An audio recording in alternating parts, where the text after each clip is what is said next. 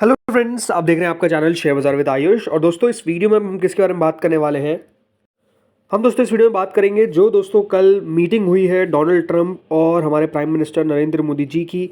उस मीटिंग के अंदर कौन कौन सी वो बड़ी बातें हैं जो निकल कर आई है, कौन से सेक्टर्स हैं जिनको फ़ायदा होता हुआ देखने को मिलेगा, कौन सी ट्रेड डील्स है जो करी गई है और किस सेक्टर के लिए नो डाउट वो बेनिफिशियरी होगी।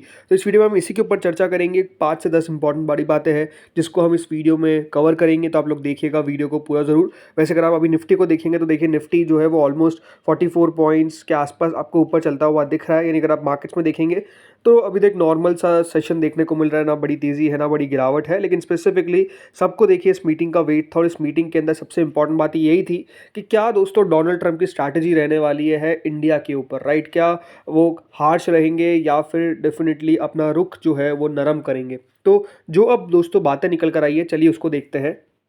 इस मीटिंग में दोस्तों सबसे पहली बड़ी बात करी गई है वो है भारत और अमेरिका के बीच में ट्रेड को बढ़ाना। जी हाँ, यहाँ पर कहा गया है कि जो ट्रेड है वो बेसिकली डबल हो जाएगा बाय 2030।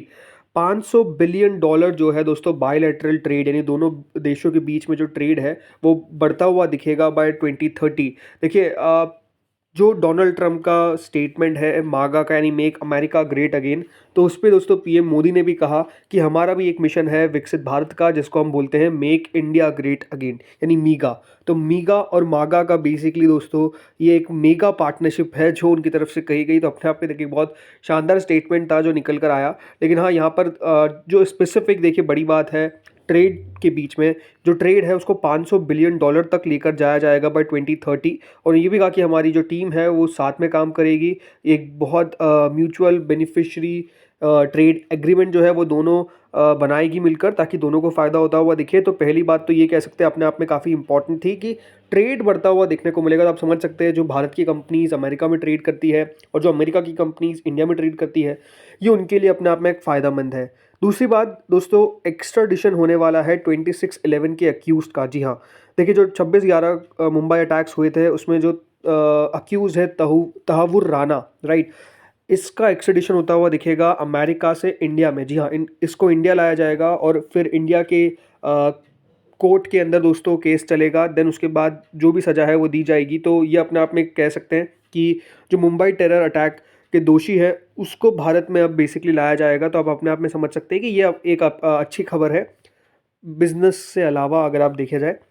इसके बाद एक और जो बड़ी खबर निकल कर आई है वो है दोस्तों मिलिट्री को रिलेटेड। और F-35 स्टील्थ फाइटर जेट्स जो है वो यूएस ने अनाउंस किया है कि वो प्रोवाइड करेंगे इंडिया को। और ये अपने आप में एक अच्छी खबर है फॉर द मिलिट्री, बिकॉज ये दोस्तों मिलिट्री के लिए जो भी जहाज़ है वो बेसिकली आते हुए दिखेंगे।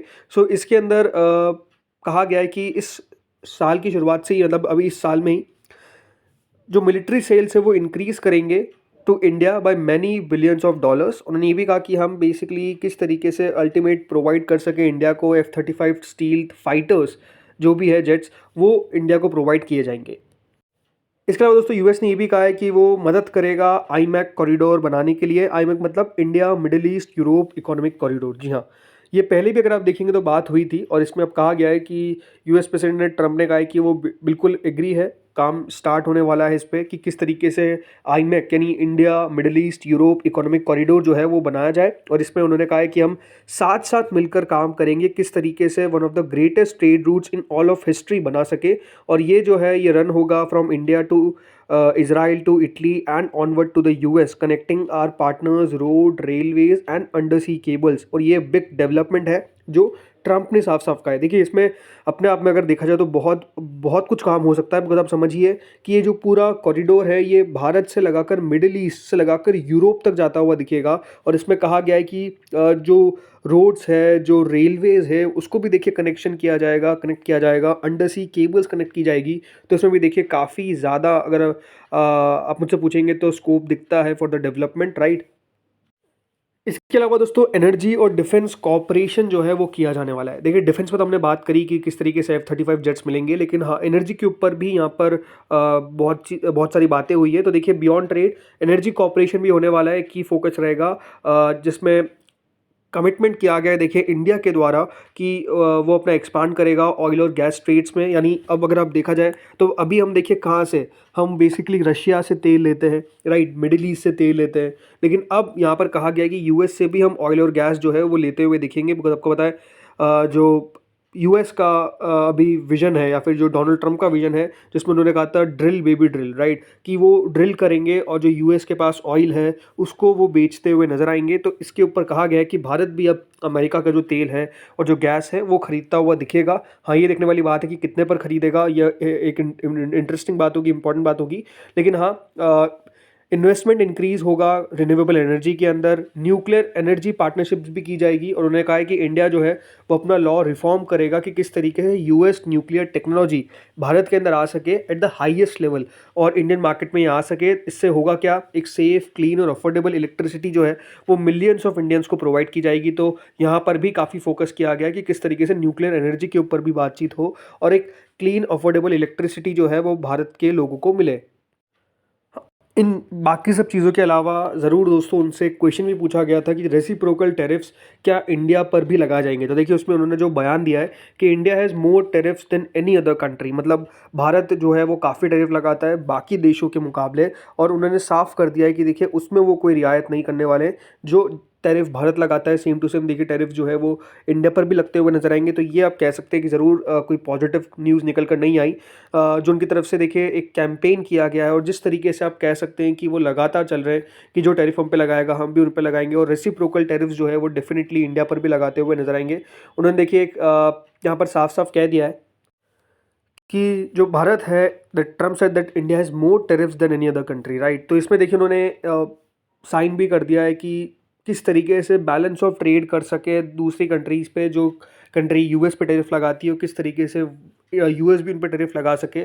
तो इसके ऊपर भी देखिए काफ़ी कुछ हुआ है। और ये सिर्फ इंडिया के लिए खबर नहीं नेगेटिव है, ये जो भी देश टैरिफ लगाते हैं और जो भी है, राइट, रेसिप्रोकल टैरिफ का मतलब ये है कि सिर्फ इंडिया के लिए नेगेटिव नहीं है, राइट, जो भी कंट्रीज़ हैं सबके लिए अगर देखा जाए तो डेफिनेटली एक नेगेटिव ये खबर है और ये किया गया है। तो नो डाउट इससे ज़रूर आपको थोड़ा बहुत असर पड़ता हुआ दिखा, राइट। और इसमें उन्होंने ये भी क्लियर किया है कि ये कोई एक्सपेक्ट ना करे कि कोई एग्जेम्पशंस या फिर वेवर्स जो है वो दिए जाएंगे, राइट। तो आप समझ सकते हैं कि थोड़ा सा इस पे इनका जो स्टैंस है वो क्लियर है कि वो टैरिफ बेसिकली लगाते हुए नजर आएंगे। और वो साफ कहते हैं कि देखिए टैरिफ से बहुत अच्छी कमाई हो सकती है किसी भी देश की और वो कमाई वो करते हुए नजर आएंगे।